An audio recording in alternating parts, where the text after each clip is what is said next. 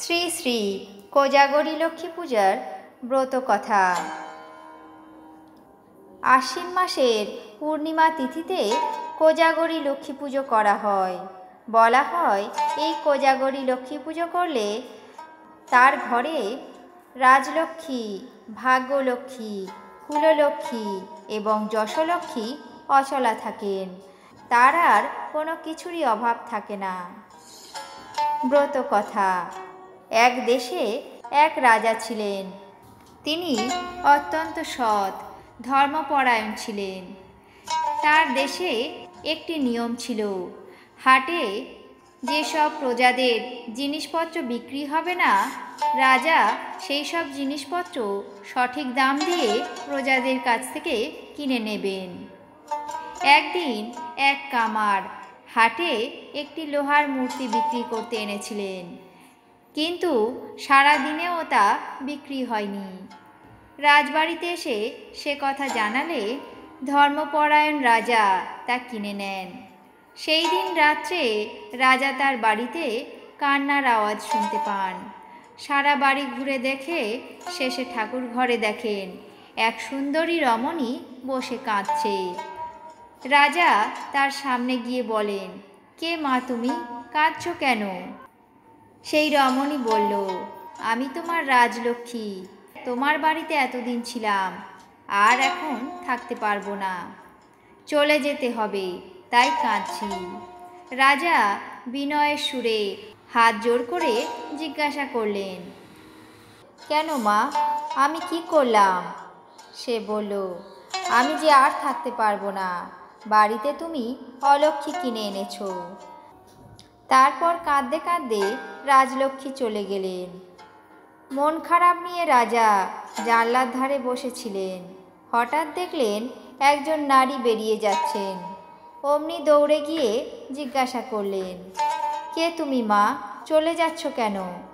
সে বলল, আমি তোমার ভাগ্যলক্ষ্মী, তোমায় ছেড়ে চলে যাচ্ছি, ঘরে অলক্ষ্মী এনেছো, তাই আর থাকতে পারবো না। রাজা মাথা নিচু করে দাঁড়িয়ে রইলেন। এমন সময় দেখেন আরও এক সুন্দরী নারী বেরিয়ে যাচ্ছে।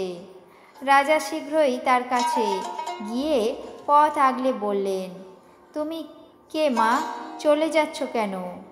সে বলল, আমি তোমার যশলক্ষ্মী, তোমায় ছেড়ে চলে যাচ্ছি। এইভাবে একে একে রাজলক্ষ্মী, ভাগ্যলক্ষ্মী, যশলক্ষ্মী তিনজনে রাজাকে ছেড়ে চলে গেলেন। রাজার চোখে ঘুম নেই। জানলার ধারে বসে থাকতে থাকতে দেখতে পেলেন এক পরম পুরুষ আর এক অত্যন্ত সুন্দরী নারী বাড়ি থেকে বেরিয়ে যাচ্ছে।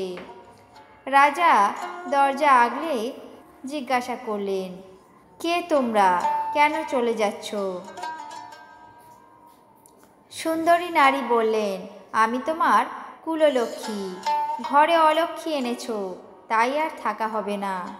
পরম পুরুষটি জানালেন তিনি ধর্মরাজ, কিন্তু অলক্ষ্মীর কারণে তাকেও চলে যেতে হচ্ছে। সেই কথা শুনে রাজা জিজ্ঞাসা করলেন, হে ধর্মরাজ, আমার কি দোষ? আমি তো ধর্ম রক্ষা করতেই অলক্ষ্মীকে কিনেছি, ধর্মই আমার সম্বল। এই ধর্ম বলে আমি রাজলক্ষ্মী, ভাগ্যলক্ষ্মী, যশলক্ষ্মী, কুললক্ষ্মী সবাইকে যেতে দিয়েছি। আমি ধর্মপ্রাণ মানুষ, ধর্ম ত্যাগ করিনি, আমি আপনাকে যেতে দেব না। ধর্মরাজ দেখলেন রাজার কথাই ঠিক, তাই তিনি রয়ে গেলেন। কিন্তু রাজার অবস্থা দিন দিন খারাপ হতে থাকে, তার সব সুখ হারিয়ে যায়। রানী যেদিন যেমন হয় তাই যত্ন করে রাজাকে খাওয়াতে থাকেন। রাজা খেতে বসলেই পঙ্গপালের মতো পিঁপড়ের দল থালার চারিদিকে ঘিরে বসত। রাজা রানীকে তার খাবারে ঘি দিতে বারণ করলেন। তিনি খেতে বসলেই থালার চারিদিকে পিঁপড়ের দল এসে জড়ো হয়, কিন্তু খাবারে তাদের রুচি হয় না। তাই দেখে একটি পিঁপড়ে বলে, ওই অলক্ষ্মীর জন্য রাজা এমন গরিব হয়েছে যে খাবারে আর ঘি জুটছে না। তার কথা শুনে রাজা হো হো করে হেসে ওঠেন। রানী দেখতে পেয়ে বললেন, আপনি এমন নিজের মনে হাসছেন কেন? রাজাও বলবেন না আর রানীও ছাড়বেন না।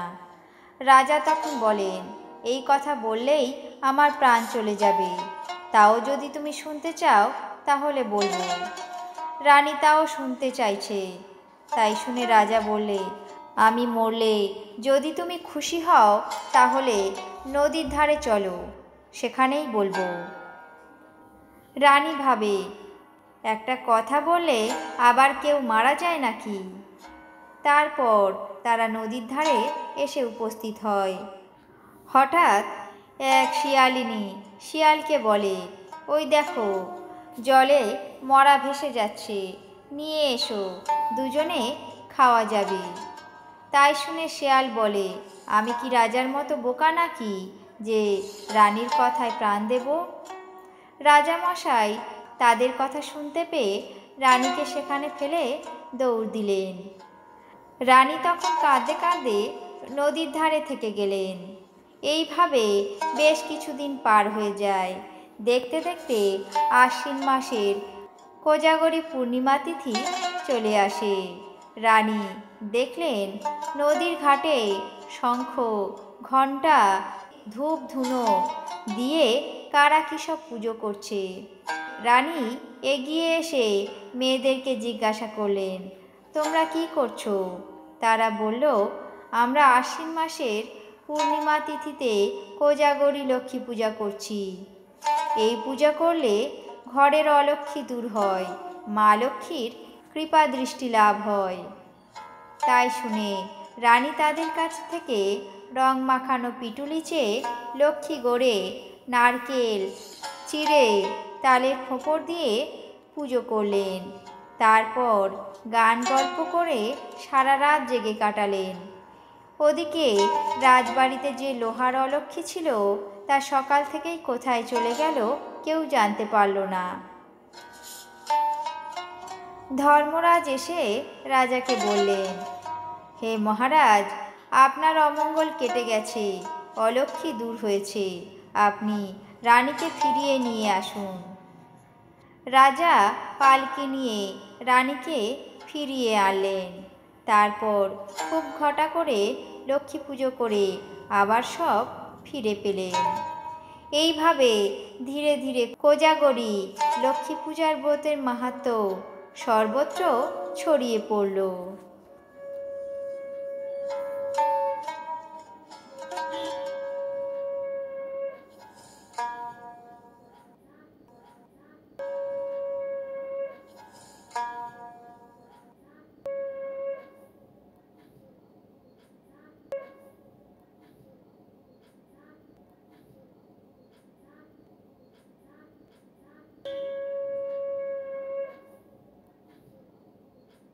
সর্বত্র ছড়িয়ে পড়ল।